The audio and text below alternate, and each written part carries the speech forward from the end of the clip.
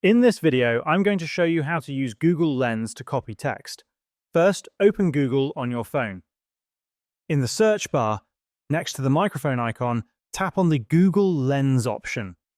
Once Google Lens opens, you can either select an image from your gallery or use your camera to take a new picture of the text you want to copy. If you choose to use a saved image, select the image that contains the text. Once the image is selected, tap and hold the text you want to copy. You will see blue handles appear around the text. Drag these handles to adjust your selection and highlight the specific part of the text you want. After selecting, tap on Copy, and the text will be copied to your clipboard. If you want to translate the copied text, tap the Translate icon at the lower side of your screen. After that, you will see two language options at the top of the screen.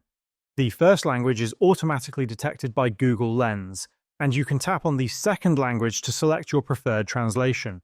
The text will be instantly translated to the selected language.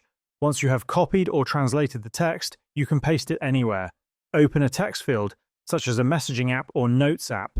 Pause, hold your finger on the screen, and tap Paste. The copied text from the image will now be inserted into your selected location, and that's how you can use Google Lens to copy text.